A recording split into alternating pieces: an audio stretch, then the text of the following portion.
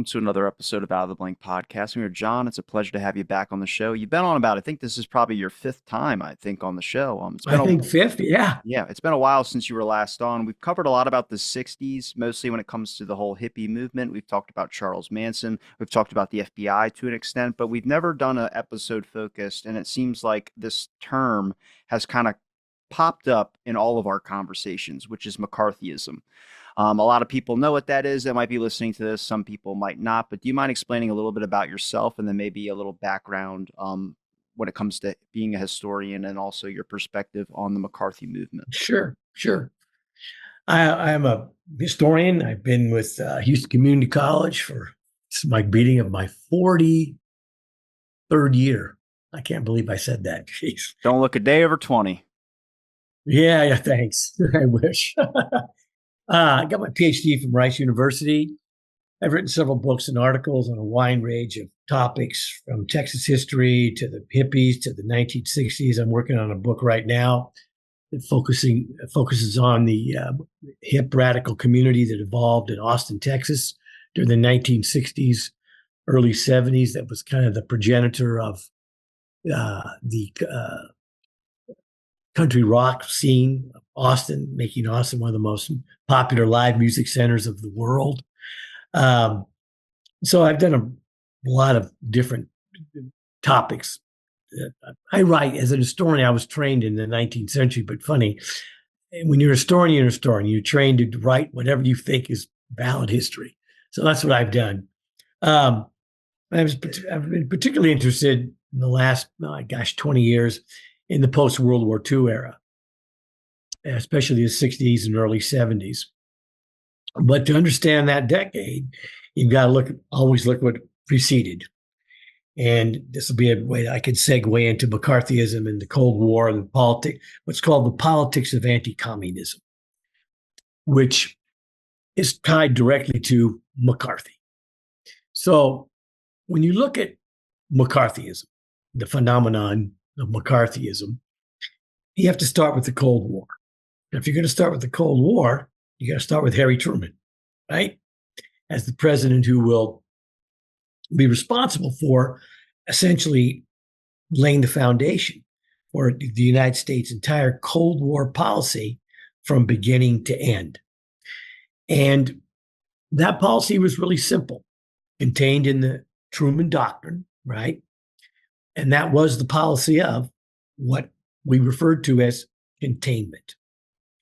And historically, we really never deviated from that fundamental policy, beginning with Truman, 1947, the Truman Doctrine, through the end of the Cold War. So when you look at presidents Truman to Reagan, every single one of those presidents, their fundamental premise in conducting their Cold War policy was containment of the spread of communism. Now, Truman should have realized, I'm not going to blame Truman totally for unleashing the politics of anti-communism, the result being McCarthyism, but he did in many ways. When you look at the American mentality right after World War II, yeah, some very important dynamics at play here. One of those is that you had an entire generation of Americans, would be my parents, possibly your grandparents, depends how old they are, right? Who lived through the Great Depression. And just as the country started to eke out of that crisis, boom, they get slammed with World War II.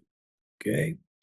So you're looking at an entire generation of Americans, people who would be in their 90s today, if they were still around, right?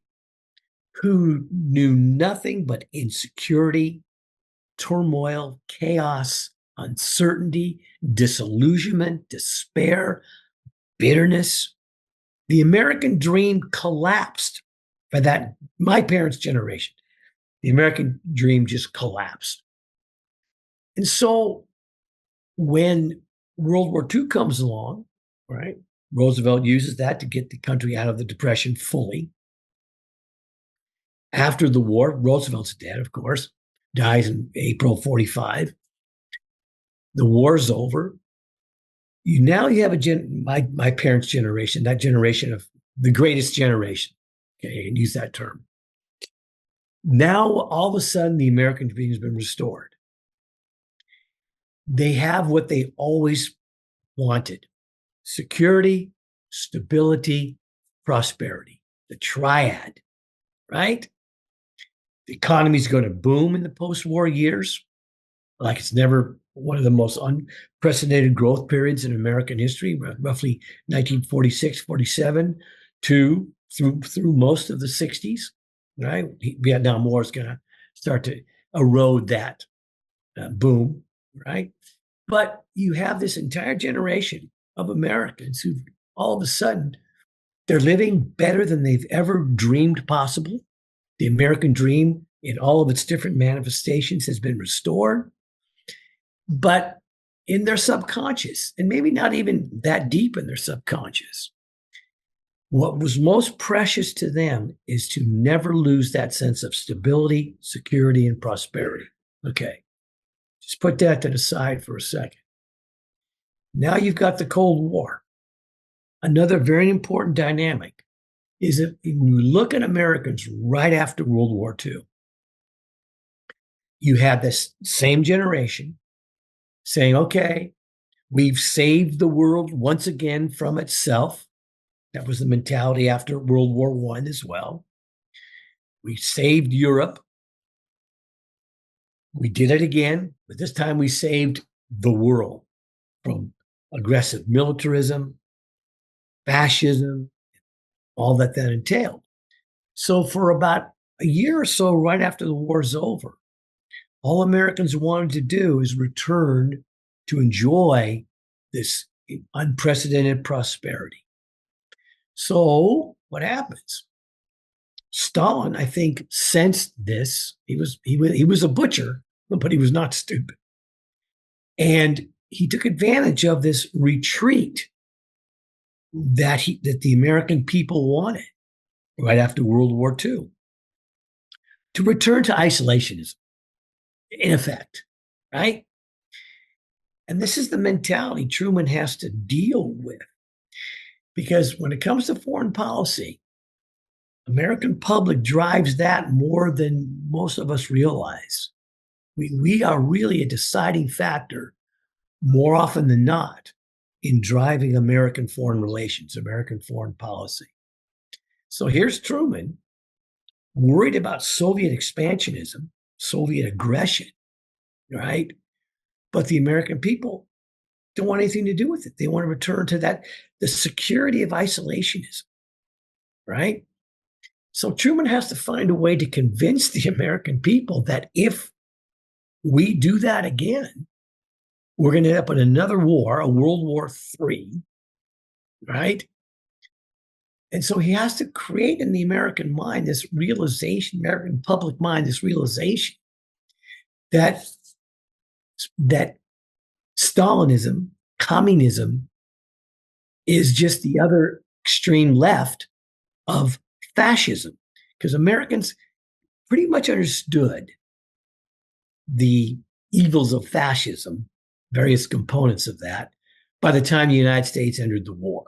They understood it, not fully, deeply, but enough to rally for World War II and stop the spread of this perceived evil, the moral imperative, right? When you look at American foreign policy, I've talked about this briefly before. If you're going to get Americans to engage abroad in a war, we can trace this all the way from the American War for Independence through Afghanistan, through Iraq, right? I mean, look at Iraq. George W. Bush was able to successfully implant in the American head, public head, that Saddam Hussein was an evil force, another Hitler. If you go back and look at Bush's rhetoric to get the Americans ginned up for that conflict, he used a lot of the same verbiage used by all of his predecessors to create the moral imperative. Because Americans, we like to see ourselves as standing up against evil and sinister people in the world. I mean, even Trump uses that rhetoric a lot, right? And so the moral imperative is alive and well when it comes to American foreign policy. And so Truman realized this. So how can he convince the American people to take up this cause to stop the spread of communism, Soviet domination of Europe, for sure, Eastern Europe? He's going to engage in what we historians call the rhetoric of red fascism. And by what do we mean by that term? Real simple. That Truman successfully, it's propaganda, call it what it is, will tell the American people that fascism and communism are the same. Now, are there elements of similarity? Sure, right? But not significantly. And he says, okay, to the American people, we could have stopped Hitler and Mussolini and these fascist aggressors, right? Had we been able to break those chains of isolationism, Roosevelt tried, but he couldn't. And we ended up in this war as a result. We want to prevent that from happening again. So, what does Truman say to the American people? You must understand that the evil we defeated, fascism, Nazism, in World War II, Stalin is just a different iteration of that same aggressive policy of domination, of spreading the antithesis of American corporate capitalism, of chomping on it's a totalitarian regime and all of this. And he used a very, very simple language. The architect of what I'm saying to you, Truman was the mouthpiece. I mean, he bought into it. But the real architect of American containment was a man named George F. Kennan. You may have heard of him. He had been ambassador. Yeah, he had been U.S. ambassador to the Soviet Union throughout the 1930s, and he saw in his mind, and he'll come to reject this later on when he sees it gets out of hand. But Kennan saw this trend, what he believed he saw, this trend that given the right opportunities, Stalin, the Soviet Union, will expand and resurrect Lenin's desire for worldwide proletarian revolution, worker revolution. Is there a rationalization to that thinking? Just because with World War II we did deal with a lot of Germany kind of expanding and expanding. That seems like to be the fear for everybody, was that it's always going to lead to more. Yes, and that's you've got it. And this is how Truman presented this to the American public, right? Because he knew they could understand it in simplest terms. Remember, you gotta take this American, white middle class American, or soon to become white middle class American, and you got to understand their priority is to grab and hold tight forever security, prosperity, and stability. Keep that in mind, because this is exactly what McCarthy will exploit, that you will lose this if we don't stop communism from infiltrating into the United States. But you can't get there historically until you have Truman help open up that Pandora's box. Now, does he? He does it inadvertently, right? And so what happens? Truman is able to convince the American people to embrace his Truman Doctrine, that the United States will not return to isolationism, the complete opposite, and we will pursue a policy from 1947 to the end of the Cold War of containing the spread of communism. And he pledges, right, to the world, to the free world, that the United States will pursue a policy of containing communist slash Soviet or Soviet slash communist aggression wherever it may appear in the world. So the United States, he's establishing us as the world policeman in stopping this evil called communism, right? And the American people will buy it. Okay. Now, when you look at what motivated Truman, right, is the refusal of the Soviets to adhere to their World War II agreements. You had three conferences of the big three during the war. 1943, you had Tehran, Roosevelt, Stalin, Churchill. 1945, a couple of months before FDR died, you had Yalta, Stalin, Churchill, Roosevelt. And then just before we dropped the bomb, which is a factor, you had Potsdam, Stalin, Truman, Churchill. Okay. First two are the most important. At Tehran, 1943, Tehran, Iran, right? Big three will meet for the first time. The purpose was twofold: to cement the alliance between the Soviets, Great Britain, United States, right?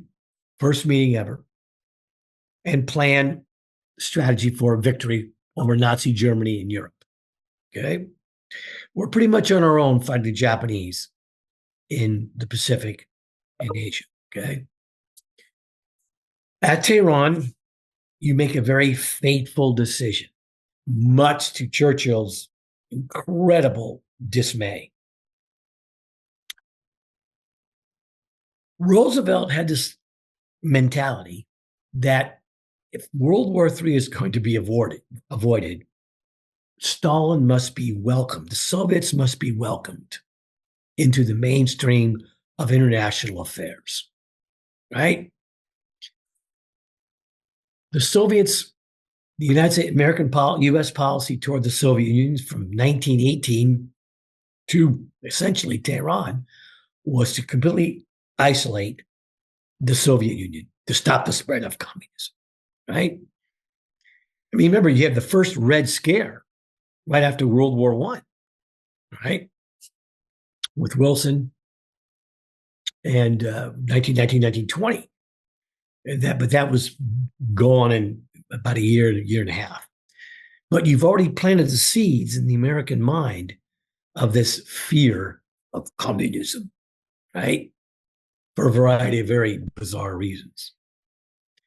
So Roosevelt says, no, it's time we welcome the Soviets into the mainstream. We don't want to create this paranoia, but they already are, that we don't trust them. So in Tehran, what does Roosevelt do?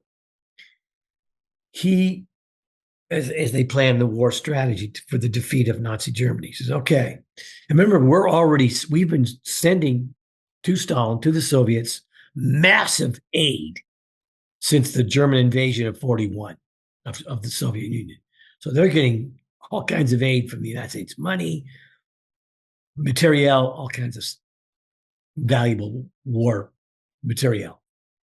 So Roosevelt says to Stalin, look, as you push the Germans, Nazis, out of your country, go ahead and be responsible for the liberation of Eastern Europe.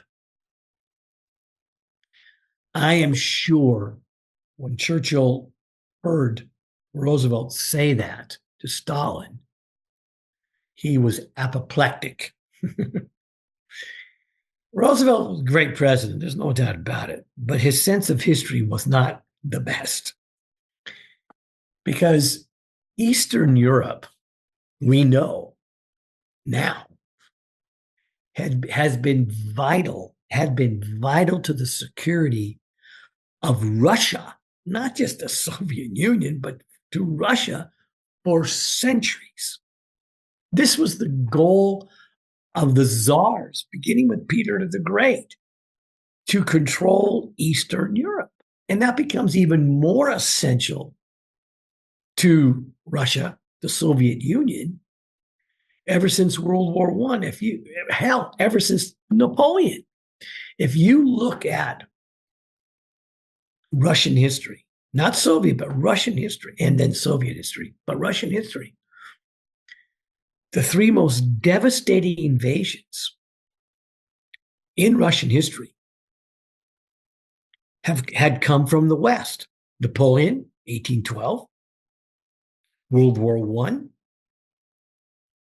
World War II. My God, when the Nazis invaded, Hitler invaded Russia, Soviet Union in 1941, you're talking about 20 million people will be killed in that war between Soviets and Nazi Germany, even though they signed a non-aggression pact in August of 39, right? Stalin knew he couldn't trust Hitler, but he had no choice in 39 because he's isolated, he's by himself, right? And so when Roosevelt allows Stalin to be responsible for the liberation of Eastern Europe, Stalin can't believe what he's hearing. This is like manna from heaven. So he's never going to leave. And he promised Churchill and Roosevelt, that after the war's over, he'd pull the Soviet troops out of Eastern Europe. As you know, he didn't. Those became the Soviet satellite countries. Historically, Stalin would have been a fool to have done that. Eastern Europe is a crucial buffer zone to protect Russia, Holy Mother Russia, the Soviet Union, from Western invasion. Look at the current war in the Ukraine. Putin has the same mentality. He is going to resurrect the great Russian Empire, right? He's already took the Crimea. He wants the Ukraine. Where will he go next? And in his mind, as a Russian, this is vital to the security of his nation. Okay, whether we can accept that or not, that's up to us. But that's the historical reality of his policy. We can call him all kinds of names and whatever, but he's acting on an historical imperative that dates back to Peter the Great. So there's one cause of the Cold War right there, right? And at Yalta, Germany's on the verge of defeat. The Russians are invading from the east. The other allies, Great Britain and the United States, are coming from the west. You're closing in on Berlin. Now you've got to decide the future fate of Germany. To Stalin, his mortal enemy is Germany. As a Russian, as a Soviet, Germany in World War I, devastating invasion, World War II. Stalin will be damned to the fires of perdition if he'll ever allow a strong Germany to emerge again. At Yalta, you discuss the future of Germany. And as you know, Germany was supposed to be temporarily divided. The Russians were going to take the East, British, French, and the United States, the West. Berlin would be a divided city. Okay. Stalin agrees to this, a temporary division. The purpose was to denazify Germany, hence the famous Nuremberg trials, where you put on display for the world these. It's called the denazification process. Right. Yeah, precisely. He put on the world to see this horrible Holocaust atrocities and all of that. All right. Will Stalin pull out of East Germany? Again, he'd be a fool. As far as he is concerned, it's vital to his country's national security. he will renege. He will not vacate East Germany. Hence the emergence of the satellite countries. Right? Now, this is what prompts Truman to be worried. Right? Because he inherits this nightmare, this scenario from Roosevelt. And I think we've mentioned this before. If you look at the relationship between Roosevelt and Truman, it was not very good. Roosevelt never communicated with Truman. Truman didn't even know about the Manhattan Project until scientists in general said, Mr. President, we can use this device we've developed since 1938. And Truman didn't even know much about it, if anything. He was surprised he never heard about it. That's Roosevelt's fault, not Truman's. And so now Truman has to respond or react to this scenario. And this is what prompts his containment policy. But the real coup de grace that finally pushes Truman to stop this is Churchill. Churchill and Roosevelt, their relationship was always precarious. Right? Churchill desperately needed the U.S. in the war, placated Roosevelt, but they were never close. Truman and Churchill were close, both Cold Warriors. In 1947, just before Truman announced his Truman Doctrine, Churchill came to the United States. He says, look, Eastern Europe is gone. East Germany is going to be divided permanently. Communism is spreading. Greece and Turkey are next on the list. And this is the area of the Mediterranean that the British had long policed. Churchill tells Roosevelt, we can't do it anymore. Our economy is in shambles. We had fought World War II alone for several years. It's true.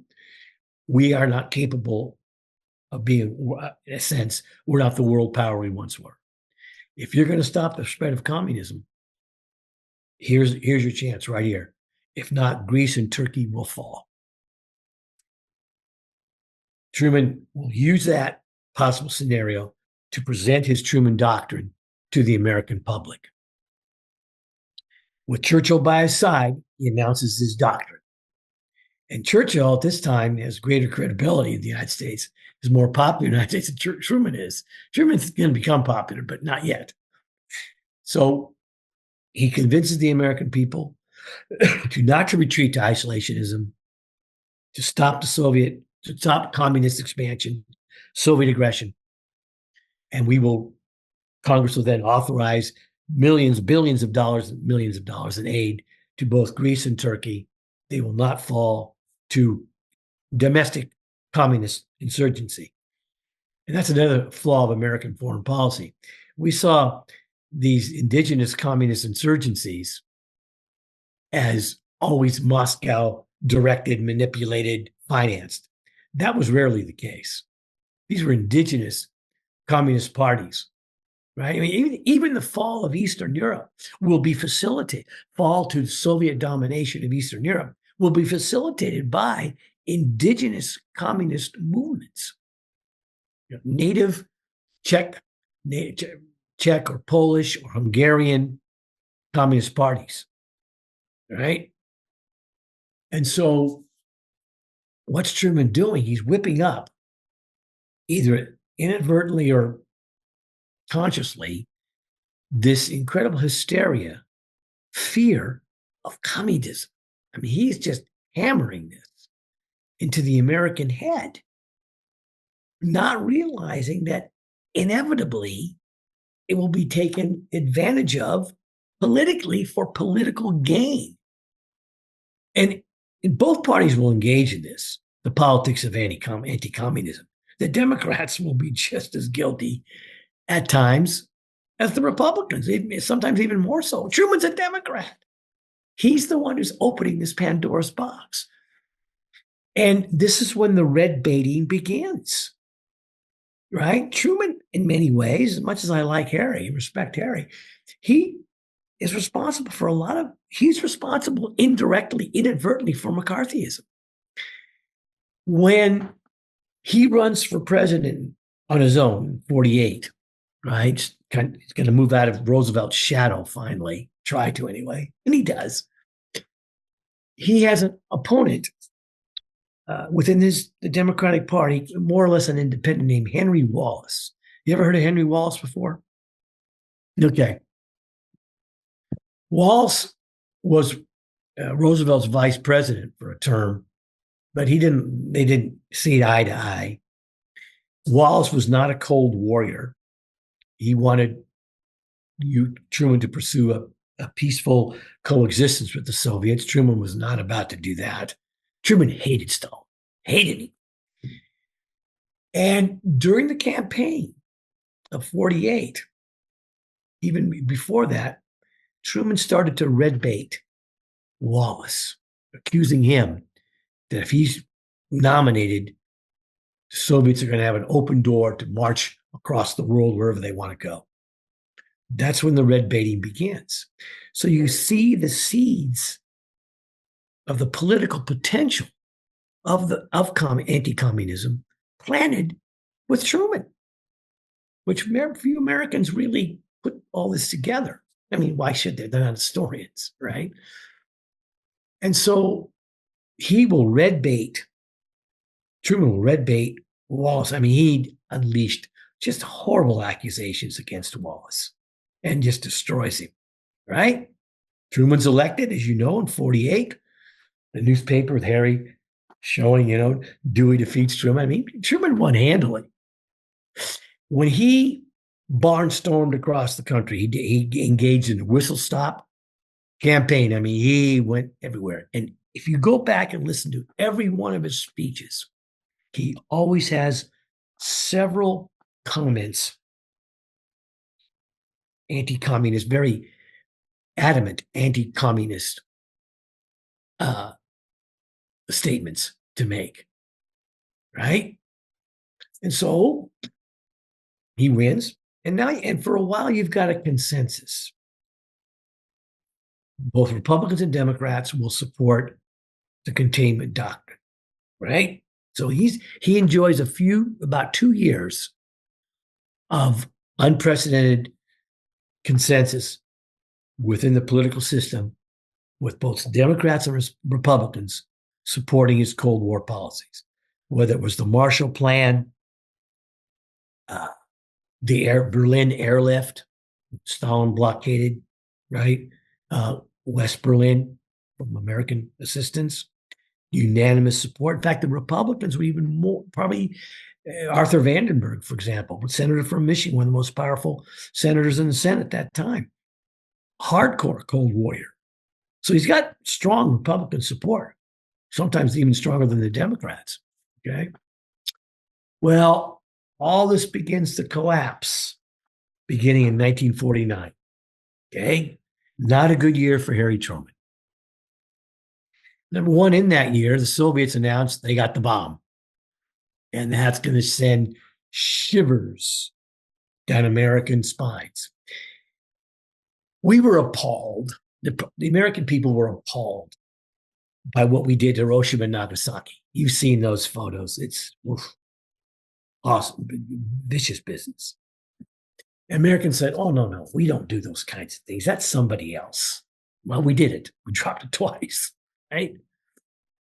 It ended the war with Japan. And the Soviet Stalin, in many ways, when Truman dropped those bombs on Hiroshima and Nagasaki, he's dropping that bomb metaphorically on Moscow, saying, look what we have. We're not afraid to use it. If your aggression becomes so aggressive, we could use this on you. Now, we didn't, obviously. It hasn't been used since. But this motivated Stalin to get his own bomb. And so that's another piece of a Soviet policy. He will nuclear or atomic nuclear parity with the U.S. will drive Soviet policy. It will create the most dangerous arms race ever in the world history of the world. Well, beginning in the late 40s into the early 50s, you have all these espionage revelations. Alger Hiss, Whittaker Chambers, ultimately the Rosenbergs, you've heard of them, right? It was revealed that the Soviets, one of the reasons why, a factor in the Soviets developing the bomb was espionage, treason by many people responsible in the United States, whether they're on the Manhattan Project or whomever, right? Well, this is going to start to create a sense of paranoia in the American public, right? Oh my God, we're being betrayed by our own people, citizens, selling out to the Soviets, right? So that begins in the late 40s. Also in 1949, I'm trying to create the atmosphere in which McCarthy emerges. China falls to the communist. That will send shivers down American spines because when they get out a map, my God, the two largest countries in the world, the two most populous countries in the world are red, right? And very quickly, what does Stalin do? Tries to cement some treaties of cooperation with the Chinese, with Mao Zedong, right?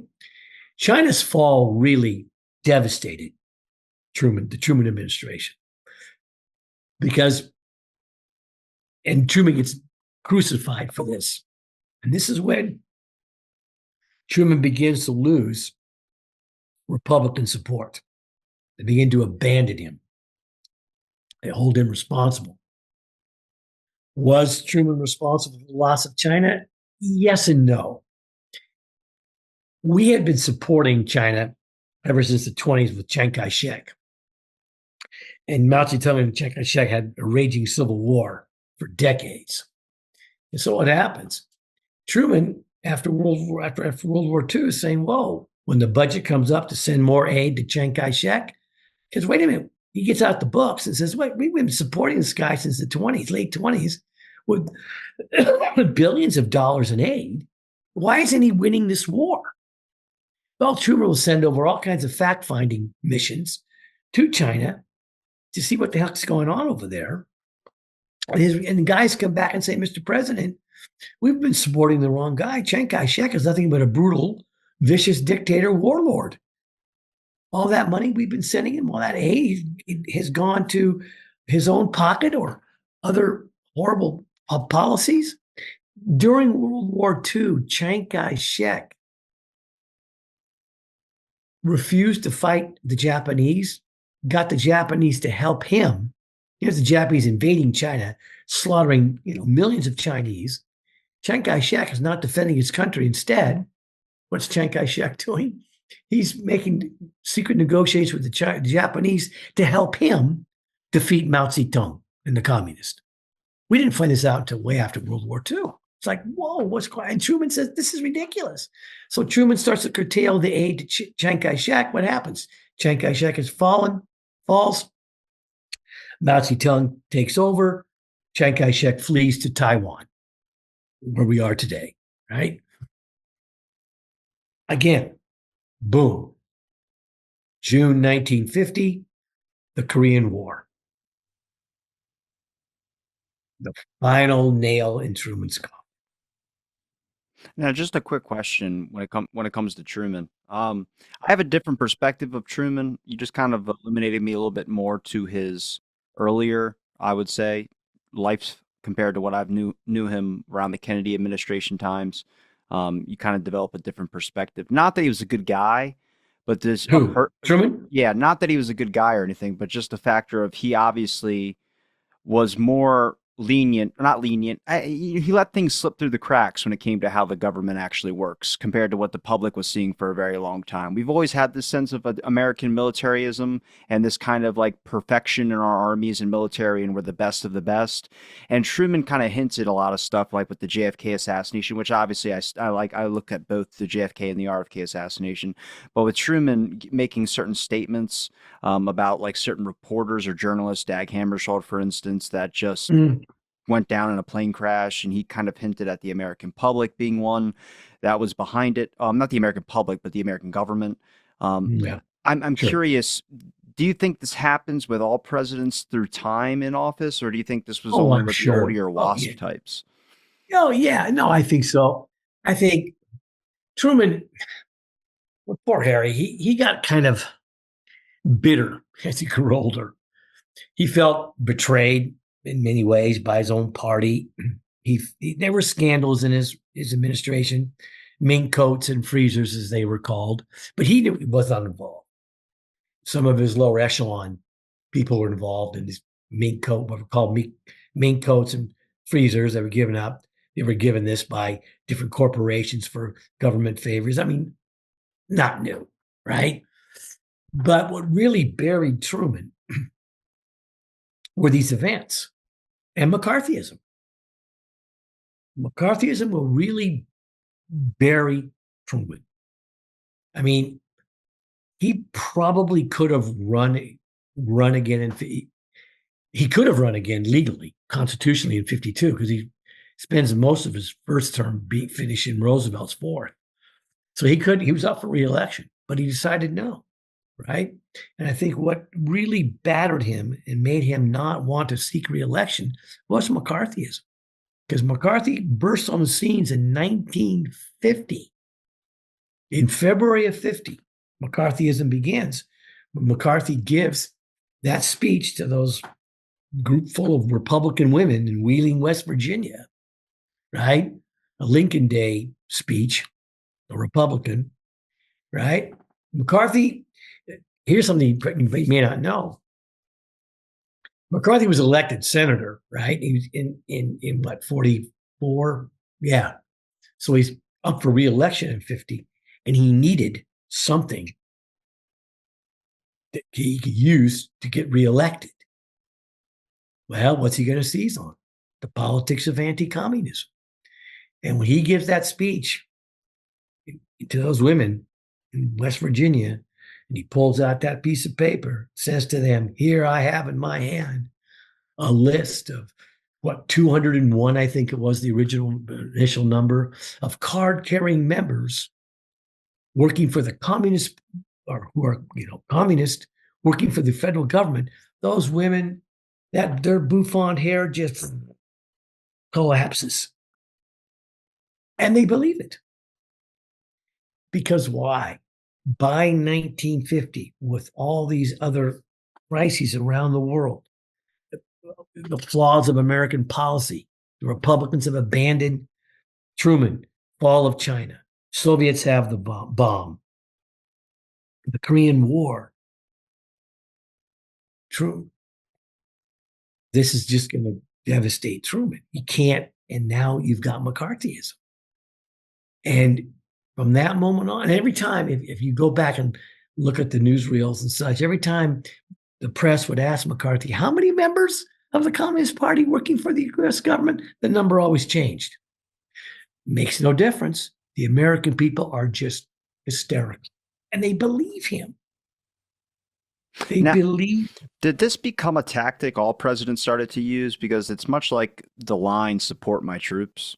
It's like a thing that every president tosses out, but then it seems like around this time period, it seemed like the communistic, tough on communism attitude, or Yes. this, yeah, it just became a Oh, word. People don't even know what communism is. You ask someone the no. definition of communism is, and they're like, red. I'm like, all right, well, that's a color that's attributed to it, but want to explain a little bit No, more? this is you hit the nail on the head, man.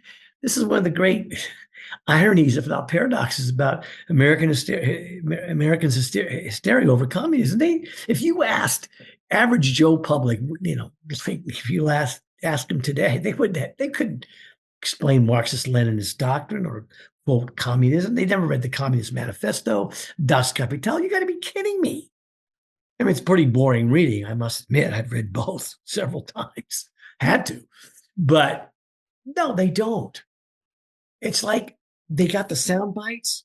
This is how what Trump does. He gives you just a little quick sound bites, and the American public is so poorly informed. So our lack of how should I say this kindly? Our lack of curiosity and imagination, born of not being a decreasingly not well-educated people, is the same thing you have in the early 50s.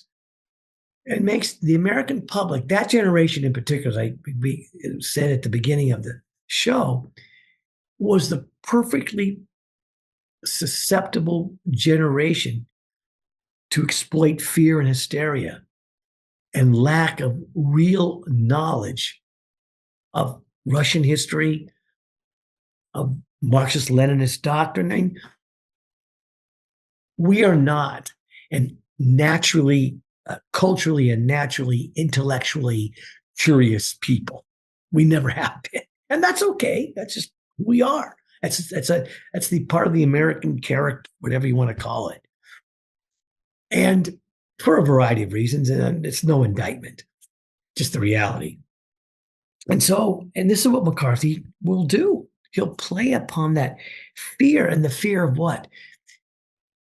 What is he saying to the American people, kind of a sub rosa way, to this generation?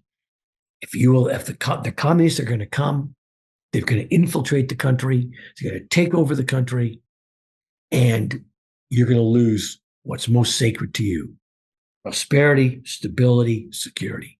And if any generation, that was their mantra, that was the greatest generation's, my parents' mantra. And they will support. But if you look at McCarthy, he is extremely popular. And he will go after. He will be with HUAC, House Un-American Activities Committee. That'll be his traveling show. That'll take all across the country and ferret out the communists. Americans, we will turn on each other. He will purge universities. Oh my God. He will destroy Hollywood. I mean, I barely remember McCarthy. I was like 3 or 4 years old. So I remember seeing him on TV at the time, and eventually he'd be on television. How much did it influence the American culture when it came to the whole McCarthyism and banning things from Hollywood and certain restrictions on making? Yes, he will devastate American culture. If ever American culture reached one of its lowest points, artistically, creatively, literary, it would be the McCarthy years. Great example, go to Hollywood. Hollywood directors, studios, producers, they were afraid to make a good motion picture for fear of being accused of communism. If you look at the two institutions that McCarthy will go after and just obliterate, will be the higher education and Hollywood. Just devastated Hollywood. He'll even accuse Lucille Ball because she had red hair of being a communist. How insane is that? Sounds like a communist to me. Yeah, right. Exactly. Wearing a red hat, I could be called a communist. Yeah, you would be. Yeah, you'd be called a red right now. I mean, look at in Hollywood. You had a lot of not big time, but you had a lot of Hollywood people like Ronald Reagan jumped on this McCarthy bandwagon. He was president of SAG, and he will turn against fellow actors and screenwriters and directors, and that he's known for years, and it'll catapult him to eventually the White House, right? I mean, look at the Kennedys, for God's sake, both Bobby and John Kennedy, liberal icons, were both on McCarthy's committees. I mean, if you look at some of the joined his HUAC entourage. It seemed like with Bobby, though, it turned a little bit more into a McCarthy headed towards the mob with the McClellan hearings. Yeah, that sort. Yeah, exactly.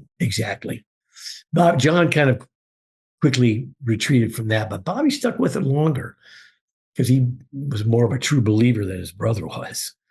He'll come to regret that. But McCarthyism, he appealed to this fear. It was the politics of fear, the politics of not grievance, but the politics of fear that they were coming to take it all away from us. And that's pretty much the heart, the essence of McCarthy. And he'll become, and when you look at the Eisenhower, you got to look at Eisenhower for this too. Eisenhower will handily win in 52, but Eisenhower didn't even go after McCarthy. If any president could have silenced McCarthy with a brief speech, it was Eisenhower. Eisenhower didn't. And Yeah, he but gave doesn't this, Eisenhower and McCarthyism kind of go hand in hand? I mean, he was so pro his own military. It was anything that would support more military funding, keeping communists out.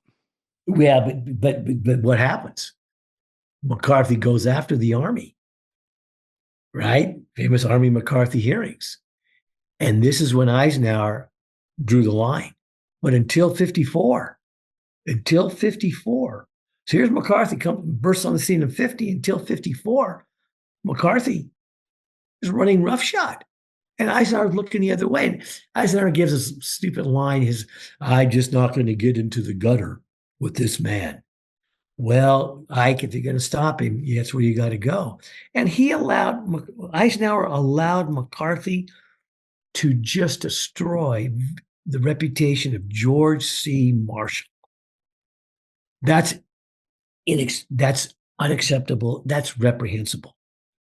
McCarthy will accuse George C. Marshall, the architect of the Marshall Plan, Secretary of State, Secretary of Defense, whom Eisenhower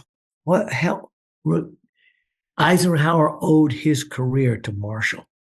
It was Marshall who convinced Roosevelt to appoint Eisenhower Supreme Commander of Allied Forces.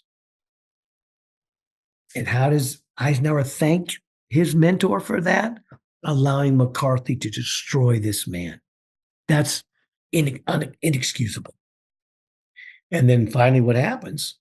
McCarthy, it was only a matter of time before McCarthy would self destruct. His ego would get so immense because he's rolling along. And you know how the McCarthy HUAC It's hearings the heard. it's the plot line of Star Wars when Anakin turns into Darth Vader. He's betrayed. Yeah, Next thing you know, bam, exactly. turns into a I mean, you know monster. how the HUAC committees worked. You would get some poor guy, and then you so intimidate that person. And because how McCarthyism was able to continue is he needed people to inform on other people, right? And so if they didn't, they refused to buckle, then McCarthyism loses momentum. But if you go look at all these Hollywood movies that are made about this time period and the intimidation of the HUAC committee of these poor, screenwriters and scriptwriters and playwrights, they get so jangled that yeah. I saw him at a Communist Party meeting in 1937. Well, big deal, right? I mean, Hollywood was very infatuated. Hollywood, ever since the 30s, has always been very infatuated by what I call the radical chic of left wing movements and such. It's just, I don't know what it is. What makes these Hollywood actors and actresses engage and flirt with this stuff. But those who did are going to be crucified during the McCarthy hearings, in the HUAC hearings. And then McCarthy eventually gets so full of himself, he make a big boo boo and go after the army. And that's when Eisenhower finally steps out. I want this man silenced. And then you go to the Army McCarthy hearings, you put those on television.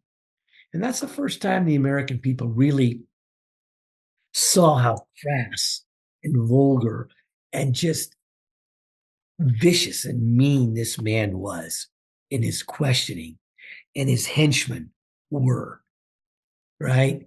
And they were appalled, sickened by what they saw. And McCarthy did himself in. I mean, do you know what prompted McCarthy to go after the army? Do you know the story behind that? I'm guessing rumors of communistic behavior in the military.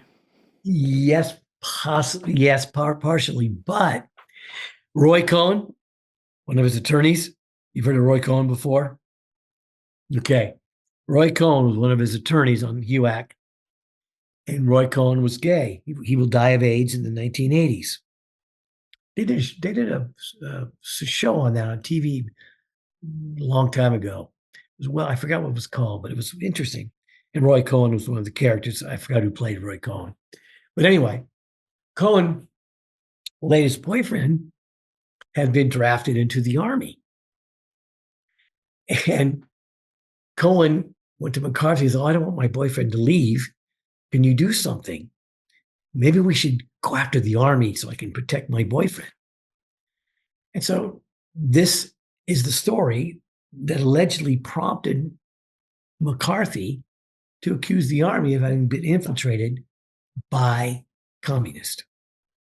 And that's when Eisenhower finally said, draws the line.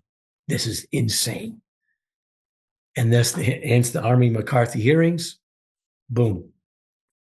Beginning of the end. The government's attorney, the Army's attorney, Joseph Welch, brilliant attorney.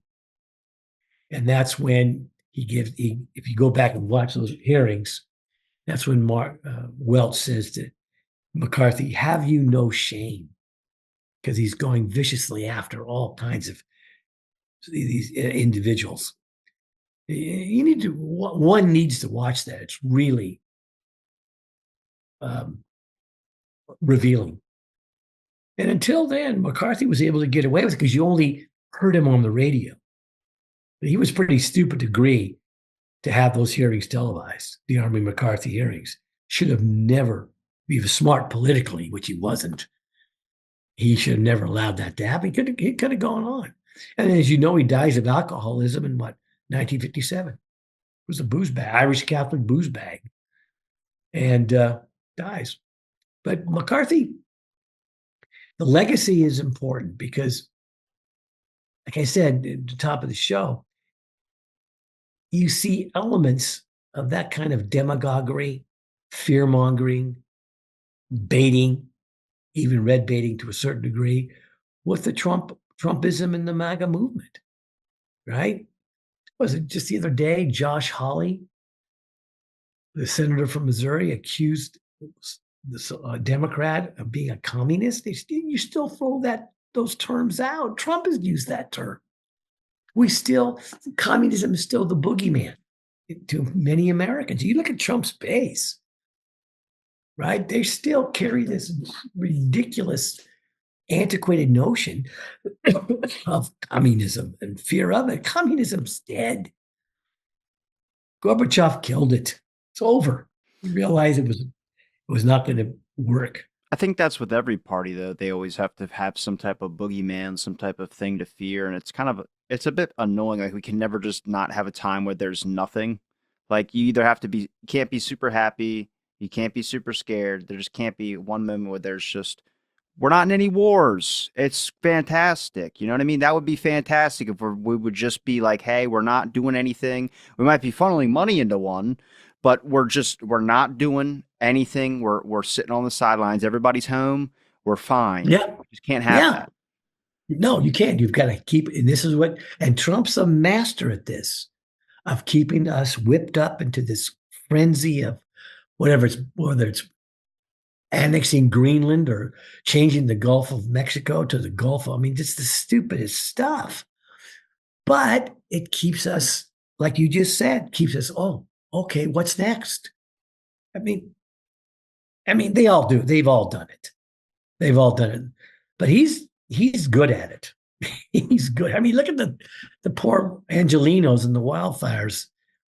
You know, both Musk and Trump are accusing the governor and the mayor of California and Well, the there's governor reallocated all the water that was in those fire hydrants and he put it somewhere to go save some type of fish that he was trying to save. And then now the governor is accusing Biden of sending one package deal that he did to Ukraine before he's about to be out of office, which is the money that they could be using to help rebuild. And then State Farm pulled all their insurance out like a month ago because the California mayor changed his laws to where they couldn't raise their prices on their insurance. So all the State Farmers pulled their fire insurance out of these people. It's terrible. It's a Maui situation all over again. It's Yes, literally, it's very similar. for Very God's similar. sakes, just use your money that we print so much of it. It's like just print Yeah. money and fund it to your own people. Clean up homelessness, clean up Yeah. some of the fire relief. I mean, for God's sakes, these are your people, the people that are voting for whoever. They live here. Sure. No. No, we waste so much on just the stupidest projects.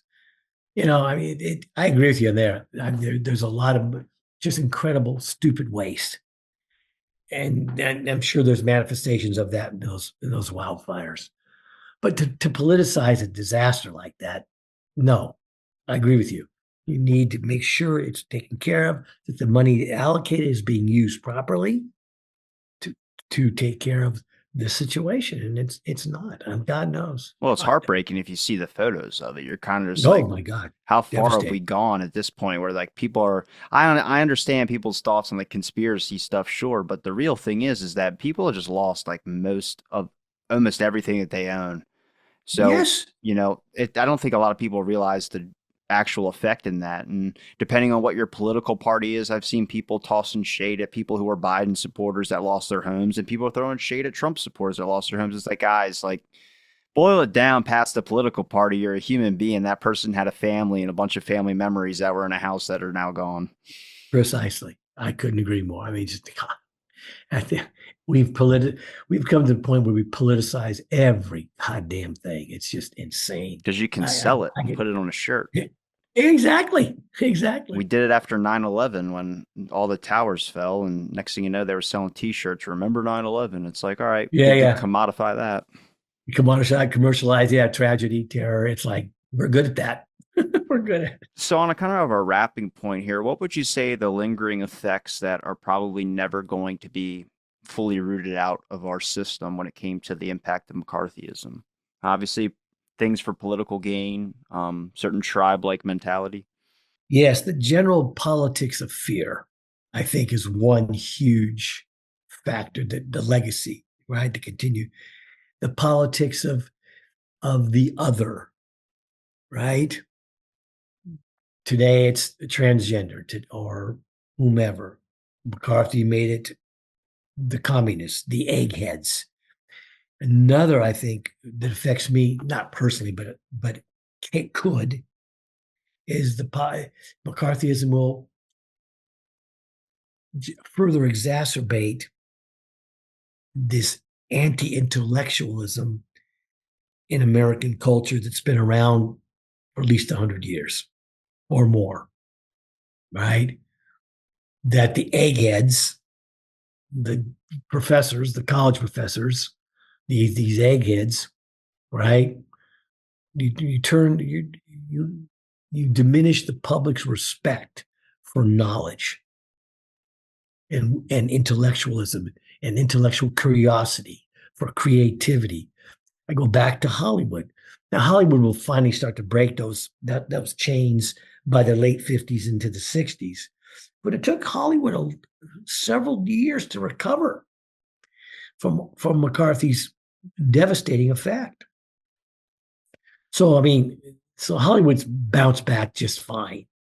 But I think the deeper ramifications, legacy of McCarthy will be this ongoing anti-intellectualism. I mean, Trump hammers that.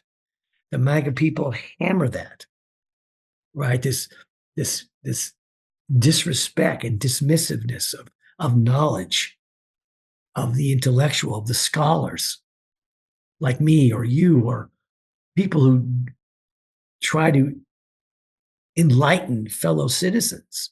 We are discounted. And I take that personally, right? Because that's what I've done all my professional career. And the politics of fear, fear, fear, fear.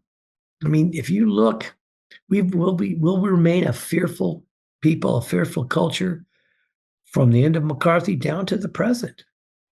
And that fear factor is right for the political pickings, right? And Democrats did it too. Like Johnson, LBJ did it, Kennedy did it in a more subtle way. Biden and Kamala Harris did it too. And they all do it. Yeah. Kamala Harris, fear of losing democracy, right? Fear. Hey, that's a great example. Yes. Well, look at Yeah. COVID. How much that put into fear of everybody. Oh, but there you go. There you go. Another example. So I think the fear factor is huge. The anti-intellectualism. Um, he also part of the anti-intellectuals will be a kind of an anti-aesthetic value, anti-creativity, anti-art, anti-culture. Well, now you're talking about like the progressives that are throwing paint on paintings that don't make any sense. Well, there you go. I feel like So yeah, that's not intellectual. That's just when you want to sit at like Capitol Hall or whatever and like throw paint on the side of the building would make a little bit more sense. no, yeah, no, I Like agree with that. messing up a Monet doesn't do anything but piss off the old No, people. no, no. No, but I think these are kind of lingering subconscious ramifications of that time period. I mean, I'm sure you could have somebody else on the show and say, "Oh no, we've absolved ourselves." I don't think so. No, I I think the don't think. world's looking for another movement. And I think so many people are grasping at their own movement and none of it's sticking. And it's going to be the weird thing that sticks. It's going to be some type of TikTok trend or something that, Yes, because nobody cares about politics. Surprisingly, most kids my age don't vote. And if they do vote, they're doing it to virtue signal. As in, I know so many friends during election time that just wore an I voted sticker. And I'm like, do you know anything about politics? Do you care anything about the 60s, 70s, or the history of politics, or anything when it comes to just giant tragic moments that have happened in our history? No. They just care about Trump says this and that's what I like, or Biden says this and that's what I like. I'm like, well, right, go into history a little bit and realize, like, in my viewpoint, voting doesn't matter. And a lot of people say, well, that's not true. Your vote does count. And I go, I don't know. Is it ever going to be an independent? Is it ever going to be one of those other parties? Or is it just we're in a two-party system and those are your only choices? To me, that doesn't seem fair, doesn't seem real. There's not a choice. I'm not going to be casting a vote into World War III on either side of the aisle, whether it's Biden or whether it's Trump. You know, whoever you right, believe is going to lead you there. So to me, it's just about what is factually recorded, what right, is things that the American public seems to have not forgotten about, or it has become some type of cultural trend like the Kennedy assassinations, MLK assassination of Fred Hampton, a little bit less than all the others for some reason. But there's a lot of things that we can go back, study, and look into. And I'll give you a good example of this is like JFK's assassination and then RFK's assassination. Whatever your stance is, most of the public is conspiracy on the RFK one. And that is just because the police destroyed evidence. They destroyed so much. And there's a guy still on trial today. I found that one to be the least controversial topic I've ever talked about any of this stuff. Is that one specifically? Everyone's like, oh, yeah, we know that was. I was like, what? What about JFK? Like, no, JFK wasn't a conspiracy. I'm like, where do you draw the line? oh, Where? please, Well, please, that's for me. Like, I'm so curious. Like, that's where I try and I want to open up the door for the conversation. But right. where so many And people either, you do a good job of that. but people don't Great want to job. move forward. They just want to. Well, not that they don't want to move forward. Is that they're kind of stuck fighting about something that is in their view right now, which is like the trumpet or anything like that. That's fine. But then there's no talking about the past. I'm like, guys, we're going to keep repeating stuff over and over and over again. You can take the example of McCarthyism, bring it onto the MAGA or the Trump stuff. You can take so much stuff and translate it today. It's the same thing, just the technology around us is different. That's the only, and I would say with maybe more dissent in government today, I think that stems from the fact that there is information sources like our computers and other things on the internet that we can look up and see history and things that are necessarily not taught in a book format, which is good. But at the same time, what is anybody doing? The most I've seen politically, the best is Lily Tang. She's a Republican. I don't care too much for that, but I've just heard her snap. She escaped Mao's dictatorship in China and then came over here and some woman was just tossing out talking points like we need to worry about this and Trump's tax cuts not going to affect the rich and we need to care about the working class and Lily Tang just goes, I know the working class. You're worth $20 million and just lights this lady up. I'm like, Do I want that happening on TV? I find it hilarious. Yes. But at the same time, I'm like, she is saying Right. what we're all thinking. How many of you guys actually go down? I mean, it's affecting all of us when on December 22nd, a woman on a subway was lit on fire, and burned alive in front of everybody, and the cops just walked past her. And then a month before that, and a month before that, we're seeing Kamala Harris and others go down there and say the subways are safe. Well, talk to the people there. What are they saying? They're saying Yeah, it's we like not. the subways. Yeah, exactly. I agree. I agree I just want 100%. a No, politician that it doesn't matter what your political party is, just to go down there and be like, can you guys tell me what's going on? Like, set up some cameras at 1 o'clock in the morning and see what crazy stuff happens. Because a lot of people now do not feel safe leaving their homes, and that's not just in New York. That's everywhere, and yeah, it's that's everywhere. Of course it is. that's scary. That's a bad time to be living in. Exactly. We live in perilous times. We really, no argument from me. I agree. I couldn't agree more. I have days like that. Maybe I'm just lazy. I don't know. But COVID, yeah, I become more insular since COVID. But I think we all have. Try not to. But yeah, no, I agree with you. I think you're right. I think you're right. It's perilous time. But you're right. If we can just learn from the past, we're not very good. As Americans, as a culture, we are not good about that. We repeat the same mistakes over and over again, whether it's in foreign policy, at home, like what you alluded to. It's like, my God, it's amazing. We have our sense of history as a society, as a culture, is not good. We are the most we have been the most powerful country in the world. We probably still are, I don't know, in the world. And to me, with that becomes with that comes the responsibility of knowing history, your own history, so you don't make the same mistakes twice, and world history. We are not a people with much creativity or imagination. We never really have been. But there have been moments when we were, without question, but not anymore. And I think you made an interesting reference. The technology has changed that. You're one of the few young people I know, or younger people that I know, that has an incredible imagination and curiosity to learn beyond what's on your phone. I wish I had students. I wish I had 10 million Robbie Robertsons on I my think your classes. students are just like me. I just think there has to be something that's put in front of them that they find interesting. I Well, think it tell me might what be it is, will I think it you? might be something. I mean, what was it for me? The Kennedy subject that got me going down the whole learning about history. I think it's because when you learn that history, all the scandals, all the stuff like that, it doesn't look good. Obviously, you don't want your people to think of your presidents or leaders like that, but I think it makes it more real and more human.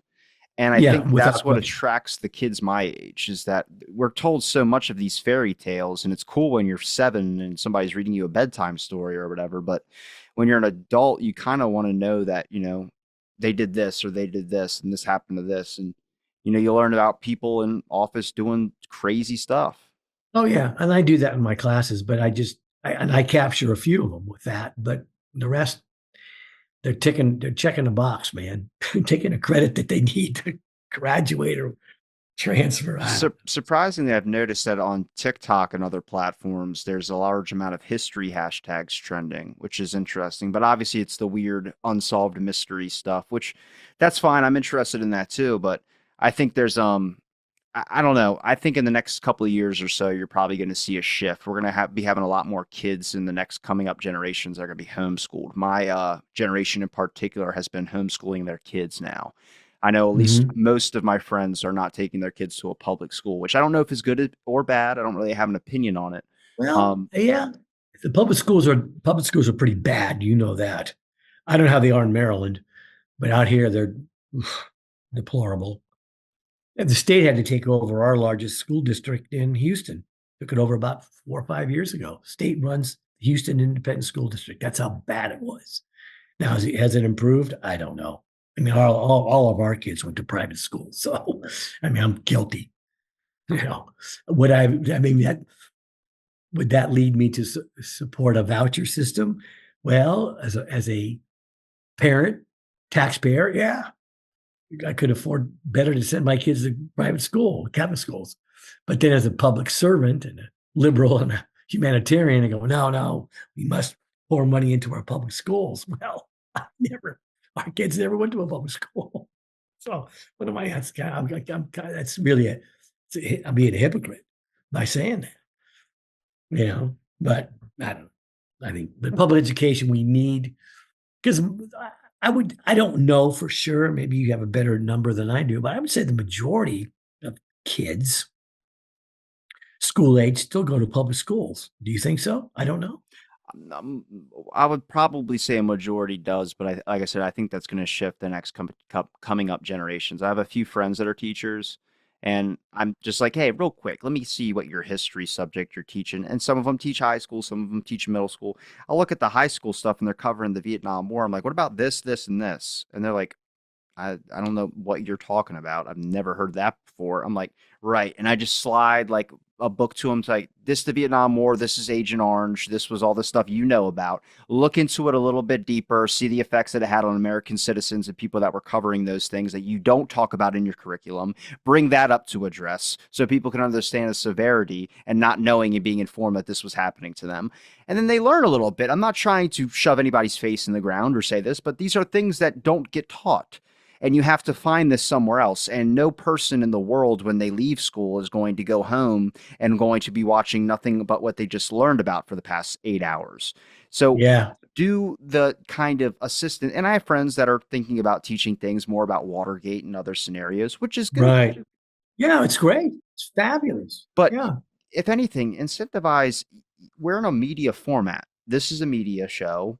This is a sure. conversation style version of it, but you can go and find a documentary or something or podcast or something to listen to if you're in high school and you're in middle school or whatever, and you can Hmm. listen to it and get an extra thing on what you're learning. That's going to be the new focal point eventually through time. Oh, I think so. I think Podcasts so. have kind of died off a little bit since the COVID pandemic, but it's going to be a new form of media, which I think will be more reliant than the one you'll probably find on the number networks or the letter Yeah, I networks. think so. I Um, think so. I couldn't agree more. it's because it's I more think, I, time to expand your thoughts than just 20 yeah, of minutes. course. Oh, it's great. I mean, I love these formats. I think you and I have some of the best conversations I've had with any human being in a long time. We do a good job, you and I, together on this show. I think it's fabulous.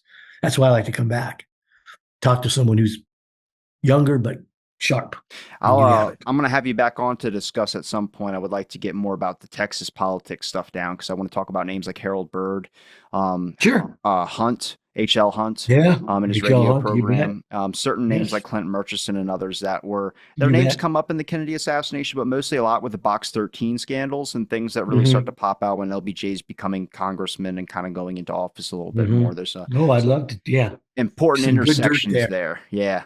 Yeah, Um, some good dirt there. but I'm going to link all your links to the description. But for everyone listening, do you mind letting people know where they can find any of your books or any other social links you Oh, have? sure. Just go to Amazon, Amazon.com, put my name in, John Moretta, Moretta, and they'll all come up. Articles, books, or Google, they all come up. Do you still have one that's coming out or did you already release it? No, no, it's coming out in Bloomsbury. Bloomsbury's publishing it. Used to be Roman Littlefield, but Bloomsbury bought Roman Littlefield. I was shocked when I got the email from my editor. Oh, Bloomsbury, what happened? So the Bloomsbury bought Roman Littlefield, big New York house. So it's coming out. I got to get her. I'm getting the manuscript next week, so it'll probably be out late spring, early summer, 2025. It'll be here I've, before you I've, know it. yeah, it will be, and we can talk about that. I'll send you a copy autograph free. Perfect. You're on the Um, list, brother. I'll make sure I link your links in the description. It's always good chatting with you. And thank you everybody for listening to this episode of Out of the Blank. Stay tuned to our next episode.